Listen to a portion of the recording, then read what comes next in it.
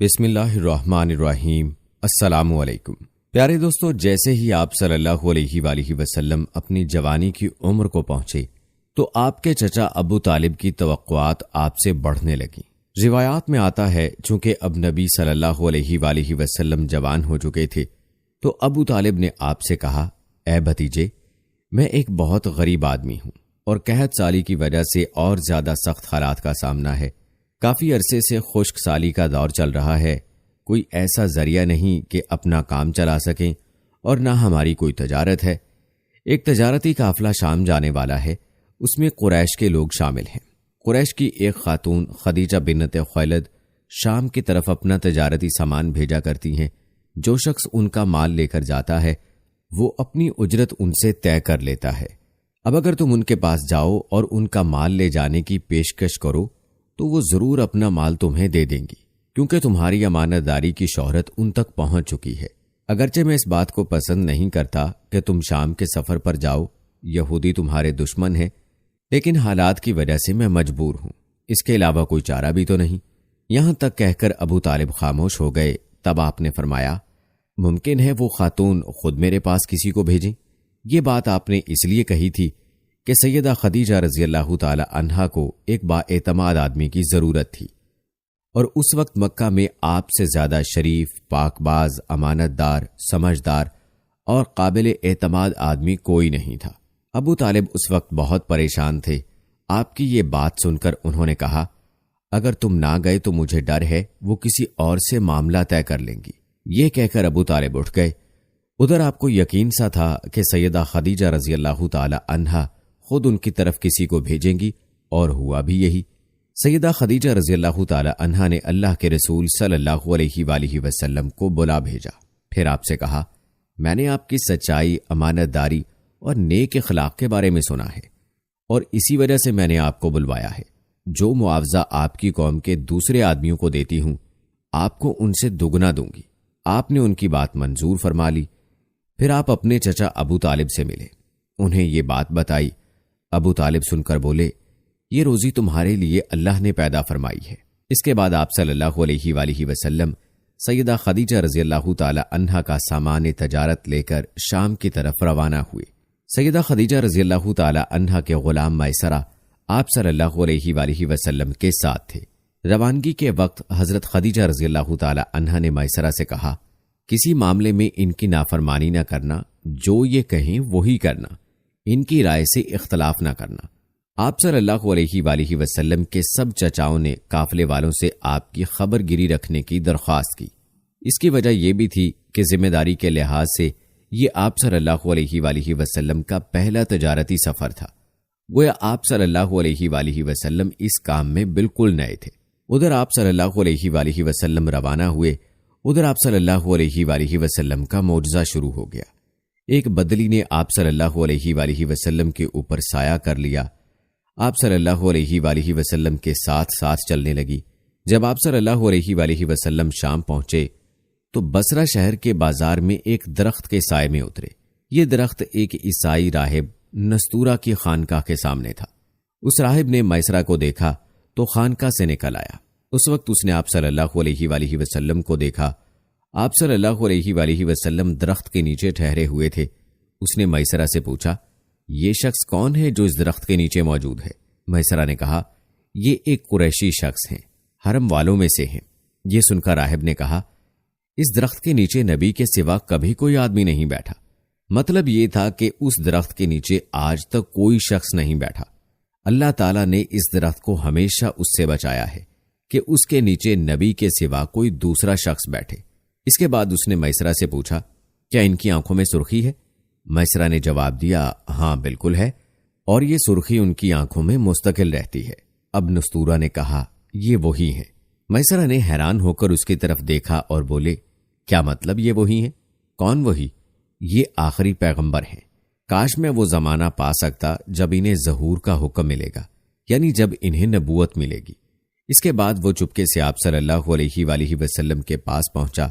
پہلے تو اس نے آپ صلی اللہ علیہ وآلہ وسلم کے سر کو بوسہ دیا، پھر آپ صلی اللہ علیہ وآلہ وسلم کے قدموں کو بوسہ دیا اور بولا، میں آپ صلی اللہ علیہ وآلہ وسلم پر ایمان لاتا ہوں۔ اور گواہی دیتا ہوں کہ آپ صلی اللہ علیہ وآلہ وسلم وہی ہیں جن کا ذکر اللہ تعالیٰ نے تورات میں فرمایا ہے۔ اس کے بعد نستورہ نے کہا، اے محمد صلی اللہ علیہ وآلہ وسلم، میں نے آپ صلی اللہ علیہ وآلہ وسلم میں وہ تمام نشانیاں دیکھ لی ہیں جو پرانی کتابوں میں آپ صلی اللہ علیہ وآلہ وسلم کی نبوت کی علامتوں کے طور پر درج ہیں۔ صرف ایک نشانی باقی ہے، اس لیے آپ صلی اللہ علیہ وآلہ وسلم ذرا اپنے کندھے سے کپڑا ہٹائیں۔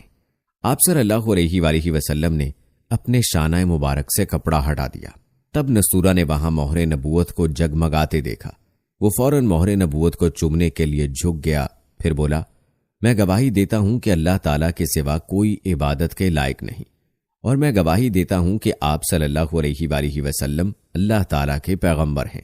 آپ صلی اللہ علیہ وآلہ وسلم کے بارے میں حضرت عیسیٰ ابن مریم علیہ السلام نے خوشخبری دی تھی، اور انہوں نے کہا تھا، میرے بعد اس درخت کے نیچے کوئی نہیں بیٹھے گا سوائے اس پیغمبر کے جو امی یعنی ان پڑھ، ہاشمی، عربی اور مکی یعنی مکہ کے رہنے والے ہوں گے۔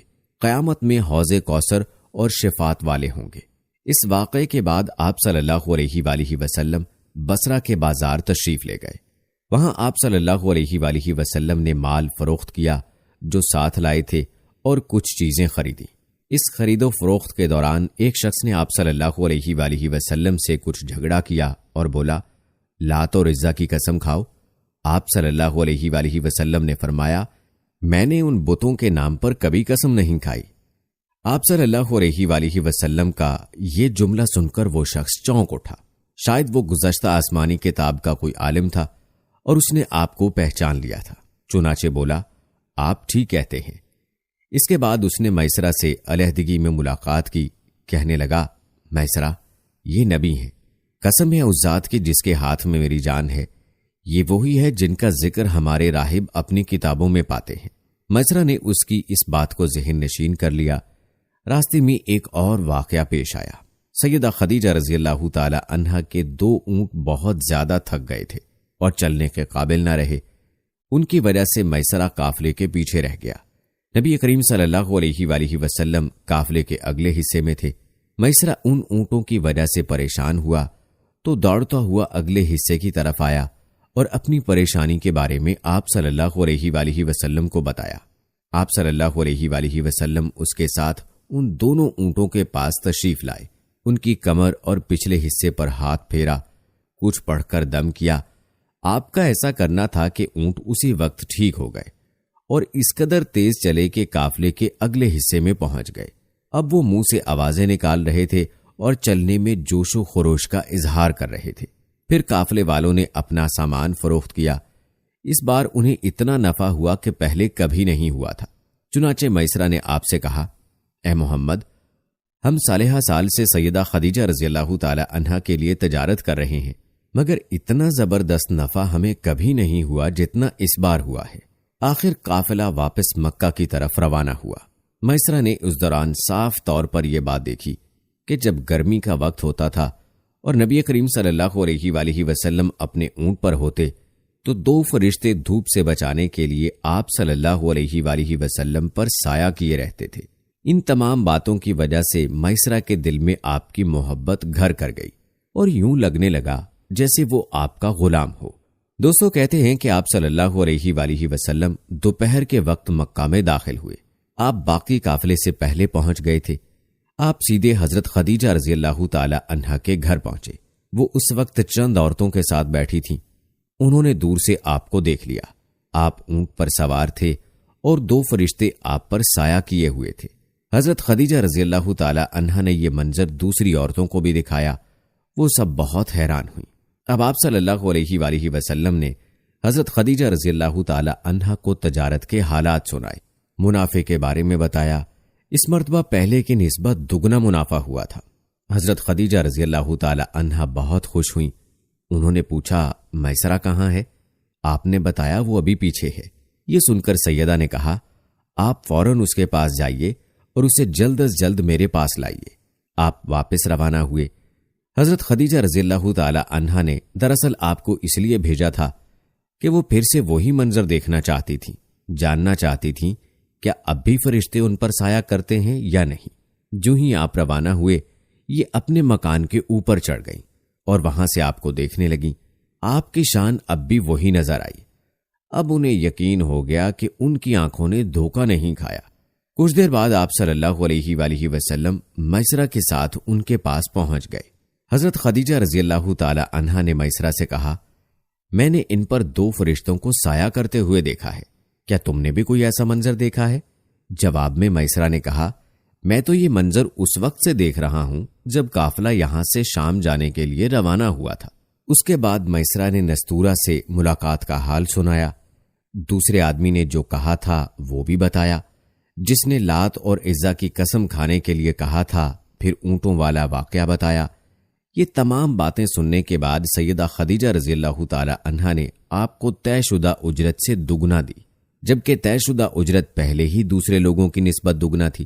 ان تمام باتوں سے سیدہ خدیجہ رضی اللہ تعالی عنہا بہت حیران ہوئی۔ اب وہ اپنے چچا زاد بھائی ورقہ بن نوفل سے ملی۔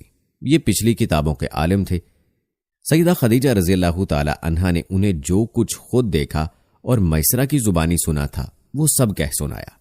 ورقہ بن نوفل اس وقت عیسائی مذہب سے تعلق رکھتے تھے، اس سے پہلے وہ یہودی تھے۔ سیدہ خدیجہ رضی اللہ تعالی عنہا کی تمام باتیں سن کر ورقہ بن نوفل نے کہا، خدیجہ، اگر یہ باتیں سچ ہیں تو سمجھ لو محمد اس امت کے نبی ہیں۔ میں یہ بات جان چکا ہوں کہ وہ اس امت کے ہونے والے نبی ہیں۔ دنیا کو انہی کا انتظار تھا، یہی ان کا زمانہ ہے۔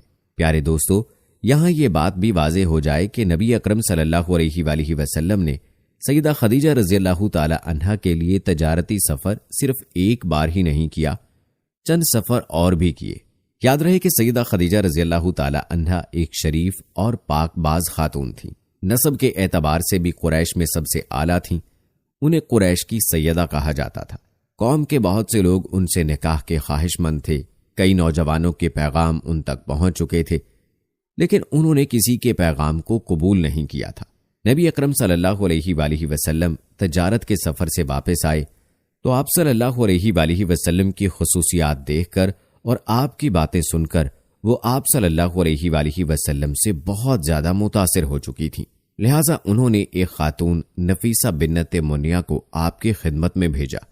انہوں نے آ کر آپ سے کہا کہ اگر کوئی دولت مند اور پاک باز خاتون خود آپ کو نکاح کی پیشکش کرے تو کیا آپ مان لیں گے؟ ان کی بات سن کر آپ صلی اللہ علیہ وآلہ وسلم نے فرمایا، وہ کون ہے؟ نفیسہ نے فوراً کہا، خدیجہ بنت خویلد۔ آپ نے انہیں اجازت دے دی۔ نفیسہ بنت منیہ سیدہ خدیجہ رضی اللہ تعالی عنہا کے پاس آئیں، انہیں ساری بات بتائی۔ سیدہ خدیجہ رضی اللہ تعالی عنہا نے اپنے چچا عمر بن اسد کو اطلاع کرائی تاکہ وہ آ کر نکاح کر دیں۔ پیارے دوستو، آپ کو بتاتے چلیں کہ سیدہ خدیجہ رضی اللہ تعالی عنہا کی اس سے پہلے 2 مرتبہ شادی ہو چکی تھی۔ ان کا پہلا نکاح عتیق ابن مائد سے ہوا تھا، اس سے بیٹی ہندہ پیدا ہوئی تھی۔ عتیق کے فوت ہو جانے کے بعد سیدہ کا دوسرا نکاح ابو حالہ نامی شخص سے ہوا۔ ابو حالہ کی وفات کے بعد سیدہ خدیجہ رضی اللہ تعالی عنہا بیوگی کی زندگی گزار رہی تھی کہ انہوں نے آپ صلی اللہ علیہ وآلہ وسلم سے نکاح کا ارادہ کر لیا۔ اس وقت سیدہ کی عمر 40 سال کے لگ بھگ تھی۔ سیدہ خدیجہ رضی اللہ تعالی عنہا کے چچا عمر بن اسد وہاں پہنچ گئے۔ ادھر نبی کریم صلی اللہ علیہ وآلہ وسلم بھی اپنے چچاؤں کو لے کر پہنچ گئے۔ نکاح کس نے پڑھایا، اس بارے روایات مختلف ہیں۔ ایک روایت یہ ہے کہ یہ نکاح چچا ابو طالب نے پڑھایا تھا۔ مہر کی رقم کے بارے میں بھی روایات مختلف ہیں۔ ایک روایت یہ ہے کہ مہر کی رقم 12 اوقیہ کے قریب تھی۔ دوسری روایت یہ ہے کہ آپ نے مہر میں 20 جوان اونٹنیاں دیں۔ نکاح کے بعد نبی کریم صلی اللہ علیہ وآلہ وسلم نے ولیمے کی دعوت کھلائی اور اس دعوت میں آپ نے 1 یا 2 اونٹ ذبح کیے۔